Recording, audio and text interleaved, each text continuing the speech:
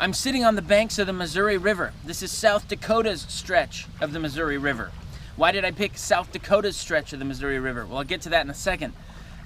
First, I wanted to be here because this is the route along which Lewis and Clark traversed. There's a group of almost 50 people actually traversed in their Corps of Discovery expedition. That's what the expedition was actually called, the Corps of Discovery.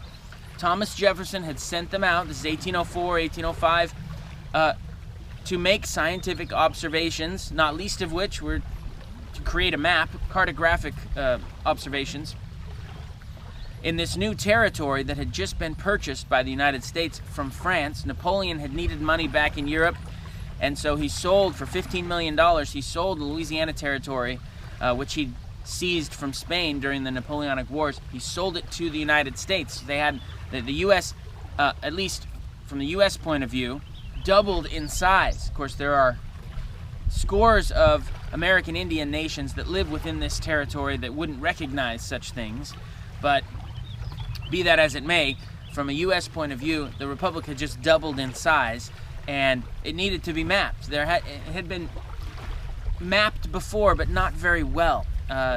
Thomas Jefferson had bought territory about which he knew very little, and no American could tell him much. So Lewis and Clark were sent out to make observations about the people, the vegetation, the animals, scientific observations, the Corps of Discovery. And so when we think of Lewis and Clark, this is what we think about. We think of a scientific expedition. They went all the way up the Missouri, into the Northwest, down along the Snake and the Columbia, all the way to the Pacific Ocean. But there are other reasons that the Corps of Discovery was sent out, non-scientific reasons. And you could argue that these reasons were actually more important to the powers that be than any scientific observation. You could at least argue that.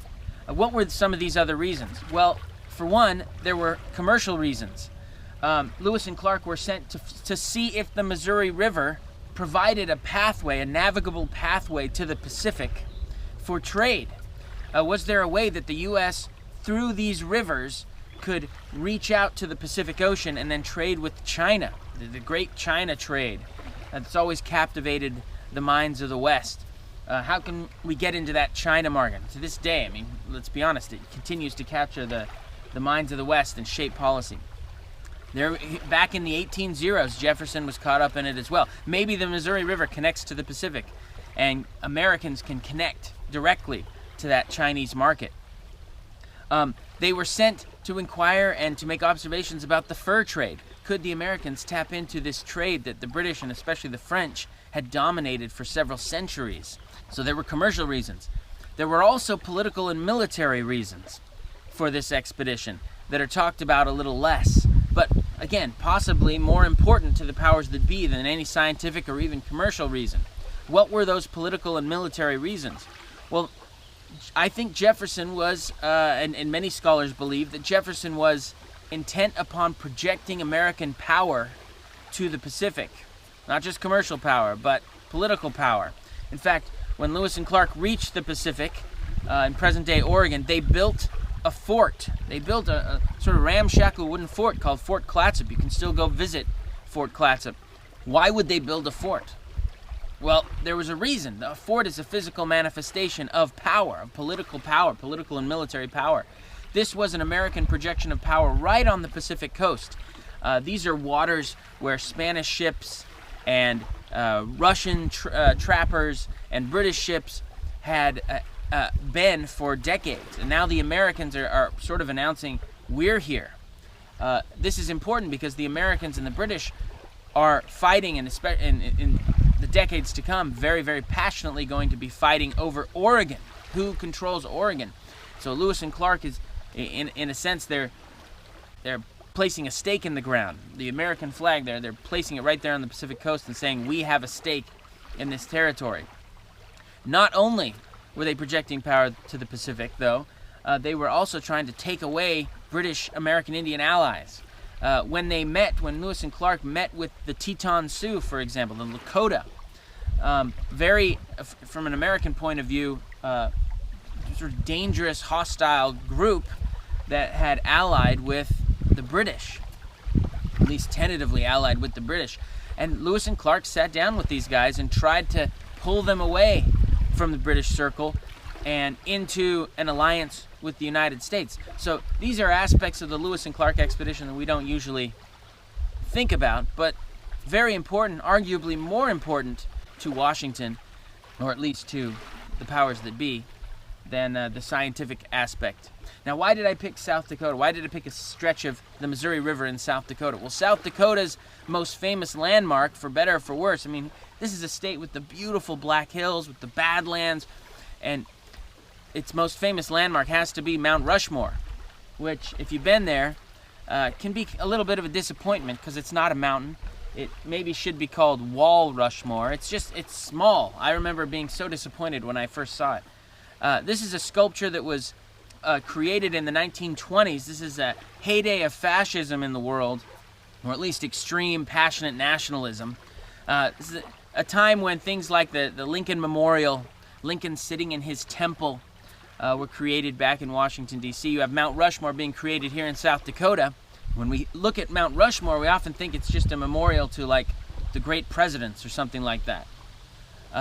Actually, the sculptor was trying to create a symbol of westward expansion, of manifest destiny. That's what Mount Rushmore is all about. So when you look at the presidents on Mount Rushmore, you'll see George Washington, the founder of the Republic. There would have been no westward expansion, no manifest destiny without the founding of the Republic, so he belongs on there.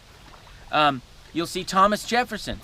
And the reason Thomas Jefferson is on there is because of the Louisiana Purchase and Lewis and Clark. Okay, so that's why I picked the South Dakota stretch of the Missouri. You'll see Abraham Lincoln on Mount Rushmore. He definitely deserves a place because he kept that sort of expansionist republic together by force. He forced the South back in against the South's collective will, and kept that expansion going. In fact, after the Civil War, the U.S. will expand very quickly. He also belongs on there, and I'm not sure if the sculptor was aware of these details, but Lincoln definitely belongs on Mount Rushmore if Mount Rushmore is a symbol of westward expansion, because Lincoln was an expansionist. I mean, he was the great railroad lawyer, the most successful, the richest railroad lawyer in Illinois. His great mansion was right across the street from the courthouse. He was a lobbyist for the railroads. When he became president, he did all his railroad buddies many favors.